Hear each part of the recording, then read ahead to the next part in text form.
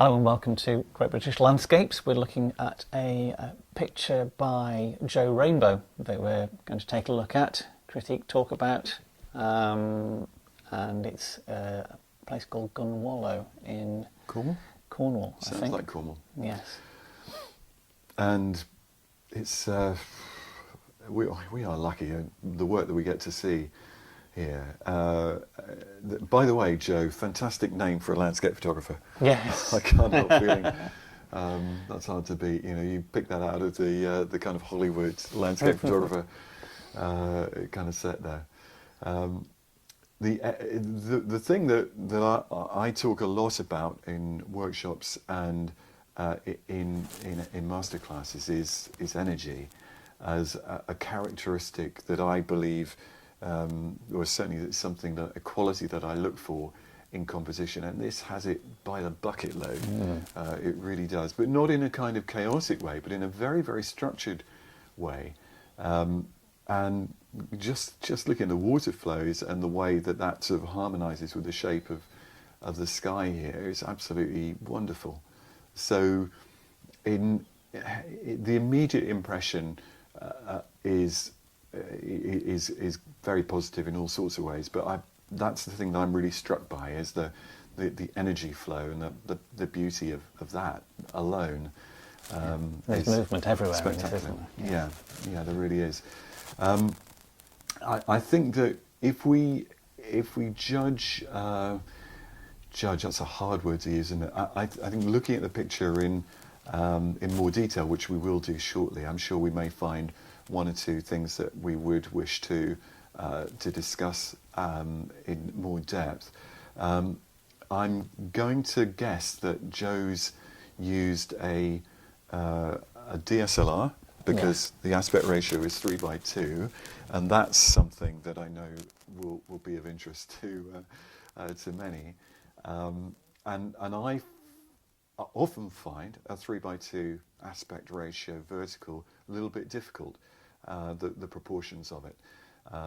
And in some ways, I'd like to see it a little bit more open. I certainly wouldn't want to crop it from top or bottom. I don't think that would be right. But I'd almost like to see a bit more expanse. But to be honest, I think that's because of my 5:4 prejudice. Yes. So I'm not going to criticise it at all. Yeah, we should probably say that. We did go on about the 3:2 ratio thing, and I know a few other people on the net do, but it is a bias. Of course. And people work quite happily within that. Yes, yeah. The tough one here is it'd be very difficult to crop it top and bottom because there is so much of the energy, especially at the bottom where the waves are flowing around, where that water's flowing. Yes, and let me get on a little tick here. But this shape, and especially these details, are really, really important elements of the composition. The fact that where they lie in relation to the edge, all of that strikes me as perfect, and I wouldn't change it. And exactly the same applies here at the top. With the clouds matching the direction of the stone. And the way that they're composed and all of that. Pretty sure that Joe would have used a graduated filter. I mean, I could be as sure of that as anything in this life, because the dark cloud here is really, really quite dark. Now that's not wrong, but for me, there's a sense of it feeling a little bit heavy-handed. That in isolation, as I see it, the sky is correct. Yeah. And in isolation, the sea is correct. And it's often one of the hardest things in photography, in landscape photography, is to know how to balance those two items together or elements together. And we do that often using graduated filters. And sometimes the filter might be a little bit stronger than we want. At other times, it's necessary to use a filter that strong to hold the highlight detail, as Joe's successfully done here. But the result is that the relationships can become a little bit topply, sort of overbalanced. So if I had a kind of slight criticism or observation, it would be I would be looking to actually get a little bit of a darker feel to the water, and I might possibly lighten the sky. Now, I don't know what Joe's done from the raw file. He could have just made very simple global adjustments. He could have done a lot of work on this already, in which case then, it may be sacrilege for me to suggest changes. But He volunteered the file with that in mind? with permission, I think. okay, all right. Well, that's. Before we do anything, though, let's just examine it in a bit more detail, because this is a picture that I think does. Yeah, we do have the full-size picture here to look at, and it's got some wonderful details. It really does. Yeah, technically beautiful. Do you know what camera this was shot with? I believe it was a 5D, and he did send me an email, but I don't have it to hand at the moment. Okay. Well, it's super quality. Very technically beautifully done. It's not an excessively long exposure. Actually, we could do we'll run a little betting shop on this. Do you want to give me a guess on what you think it is? What would I say that was? I would say a second. A second. Maybe half. Yeah, no, a second. You can't have a half. I'm going to go for a half. I think actually you're probably right. Let's have a quick look at the file info. This is cheating, isn't it? Camera data. F11. F11 at 1.3 seconds. 1.3 There, you were seconds. closer than I was. Not Anyway, bad. yeah, very good, very good. F11, that's interesting too. What I didn't notice was which lens it was shot with, but the depth of field is more than adequate. Yes. More than adequate, so that's always I reassuring. believe it's a 22mm lens. So that will have been Catching a zoom of some Yeah. kind. Yeah. But just to go back a little bit larger, we can see that shadow details very, very nice. Very naturalistic, really, that area. And I think when you look at that element of the picture, you can see that the use of the grad is not problematic. It's really more, for me, in the overall balance. There's beautiful colour behind those waves as well in the background. Yes. Turquoise. To be honest, I don't think I'm splitting hairs too much. I think it's fantastic in many respects. The colour character is, for me, very, very naturalistic. I can relate to that completely from experiences of being by the sea at that time of day. Perhaps with my film, it's a traditional film user's head on, certainly with the screen image we're looking at, might feel I'd tweak the blue a bit here. This is a slightly greeny cyan. Take a bit of green out, yeah. Feel to it just in here. So I'll possibly take a bit of green out there, but it would be minor, to put it mildly, and just in here. And in fact, shall we just try a couple of tweaks and see what we can do? So we need the tools back, which is a tab. And if we just use a couple of very simple Photoshop tools here to begin with, I'll use let's say 100 for the feather, and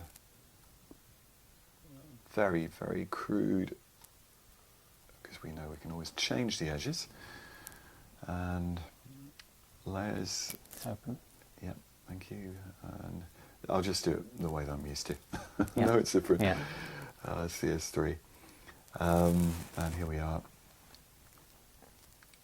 And just going to lighten in that area. Now, by lightening, we should create a little bit more separation tonally as well. Yeah. With the, do you have a clipping warning on the CS5? No, but you can alt. I think it's, That's right there. Yeah, Thank you. that's the one. Yeah. Just we obviously don't want to clip too heavily. Well, we've got this kind of whiteout here. that's the yellow and red channel. Yes, and we maybe will knock back through there with so knock back the mask a bit. So what I'm looking for really is something that creates the most organic, believable, for me believable at least, as the printer in this context. Don't want to overdo it because I'll lose mood if I do that. So, Yes. but that'll do for now.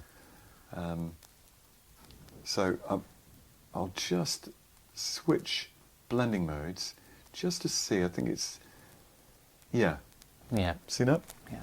So where it was before in the normal blending mode, it's become a little bit cyany.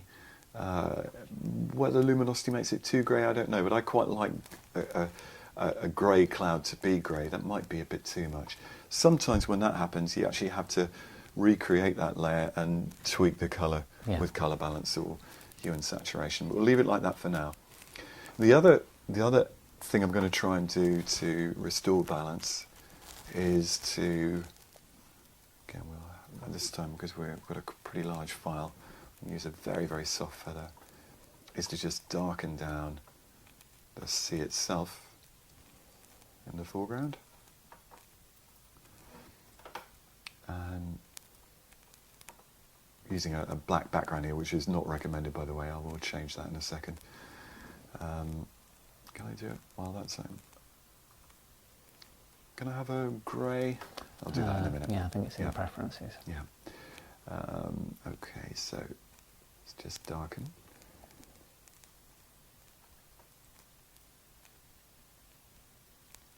It is part of my intention is to slightly increase the contrast here as well, so that we get a slightly more sculpted feel to the water. Enhance those textures and waves. Exactly, yeah.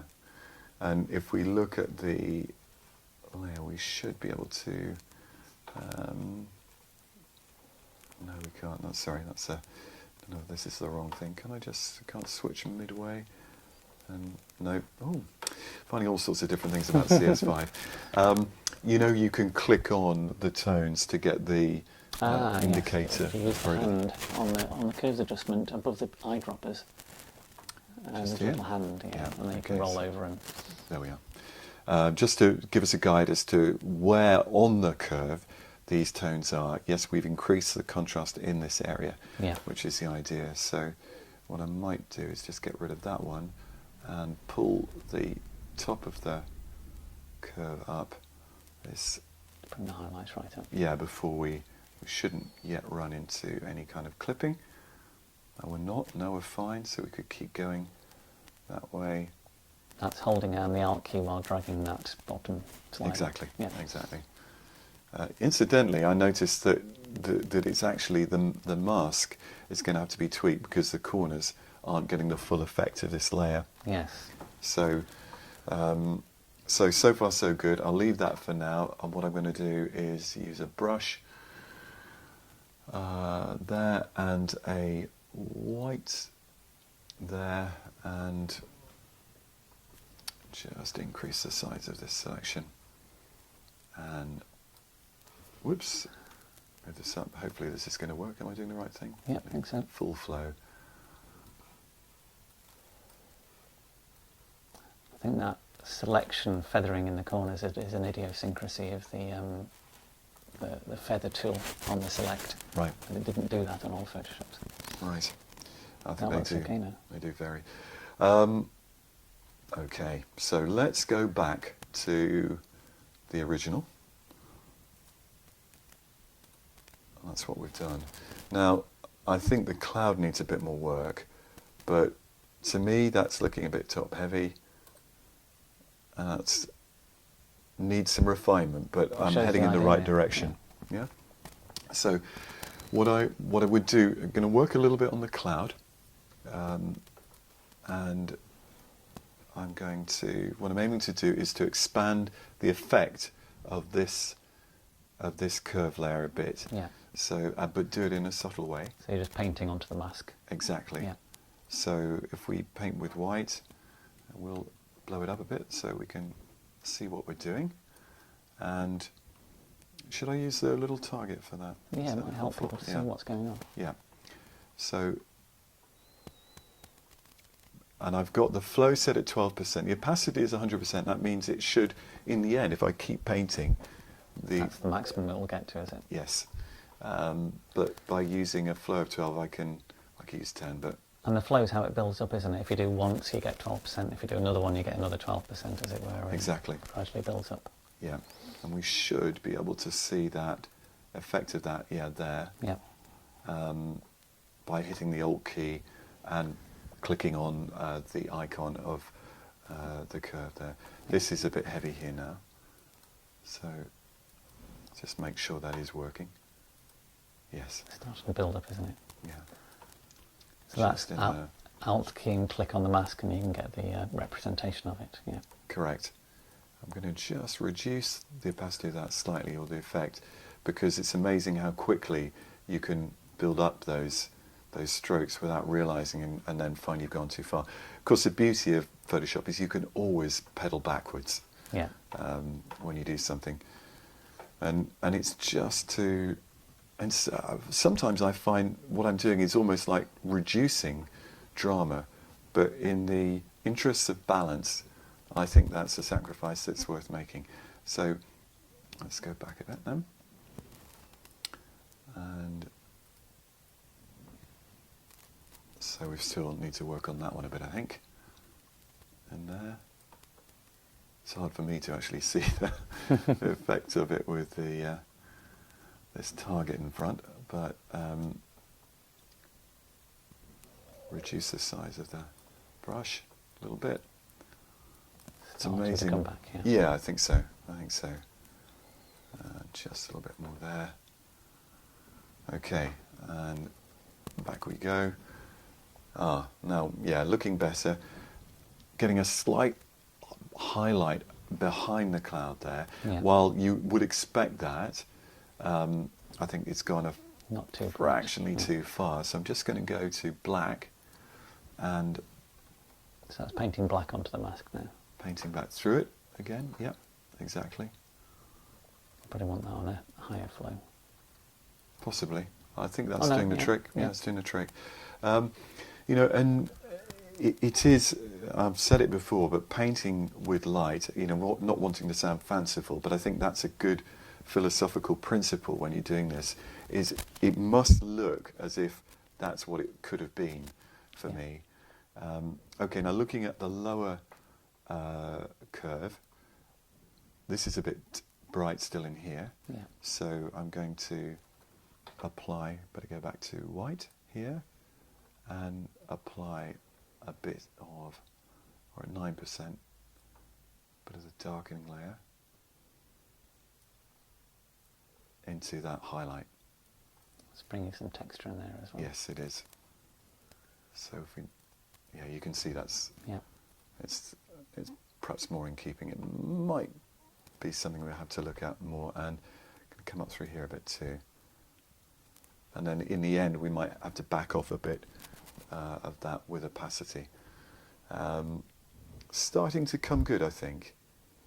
Still dramatic, and in fact, of course, we've increased the drama in a way in the sea by increasing the contrast there. So if we click on and off, we can see the effect of that. Yeah. Maybe there's a little bit that I might have to create a little separate layer to darken that area down a bit in there, because I think that might be becoming a bit too dominant, hasn't it? Yeah, because the contrast has come up in there so much, as you say. So we'll go to a smaller lasso tool and just create a very, very quick mask in there. And again, use curves, which gives us so much control of contrast, and essentially just pull down the highlight. Is that doing anything? I'm not doing anything. Yeah, it's difficult to grab difficult it to see it. target. Yeah, there we are. So that is now doing this. Yeah, that might be too much. Let's just take it bigger. Or maybe not. Okay. Quick upside down. When in doubt, upside down. There must be a rhyme we could create for that image rotation. If anybody's not seen this before, this is a classic printer's technique, and it's not just photographic printers but also painters who will use this method. Put the image upside down, and lo and behold, you find out where the problems are very often. I actually think that's starting to look quite good. You can see the intensity of colour. I'm become aware of how the intensity of the reds really draw the eye powerfully to this area. of the composition. Yeah. But in a way, that is consistent with the overall flow of the image.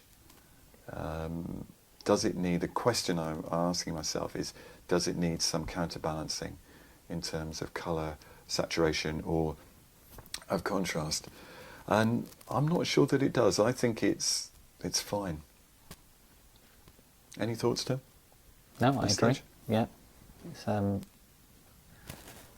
It's focused on that. That's brought the attention round to the centre without being... And it was very light at the bottom. Yes.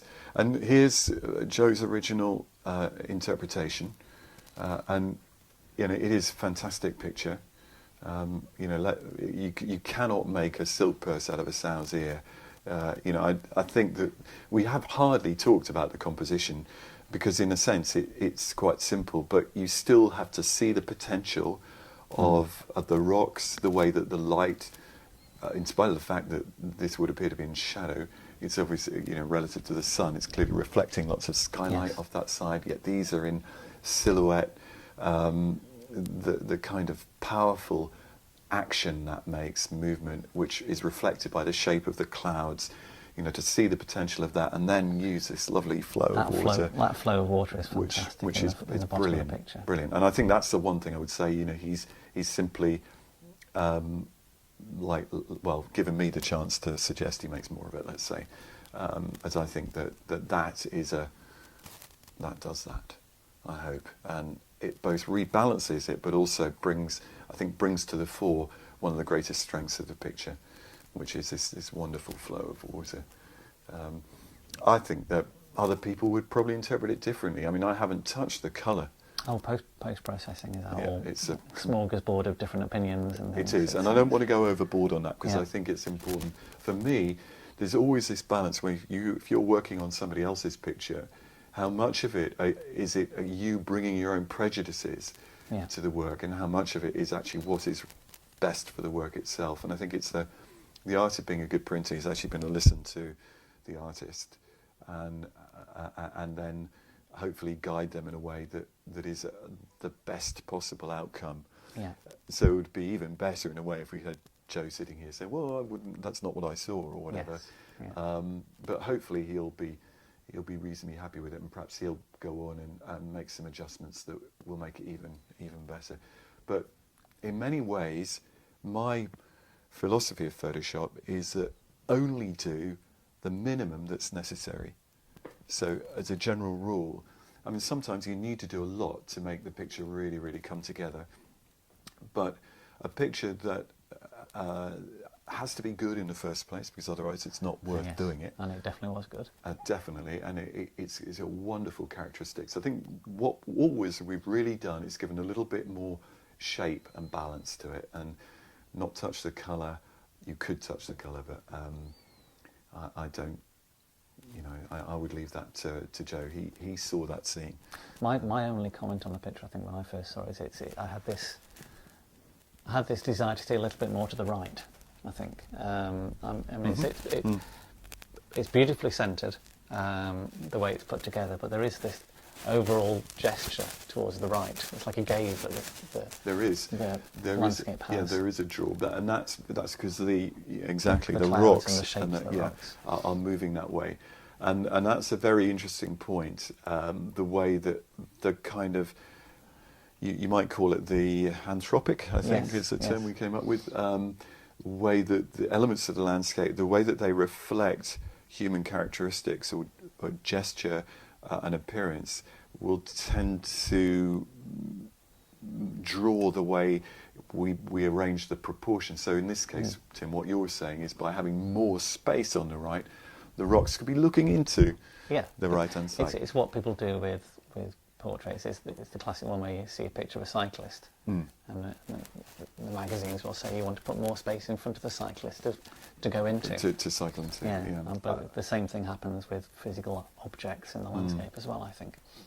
Yes, I mean, I could argue that the fact that this face is lit actually does help to balance that a little bit. Yes. Because you could say that that's therefore looking out that way. But overall, I think you're right that the angular nature of the rocks tends to push the energy to the right. But you know what? It's not a problem for me. It's not a big thing. That's No. good. I think it's a valid observation, but I still think it works fine. I really do. Well, thank you very much, Joe. And thank you very much, Joe. Thank you, Joe. Exactly.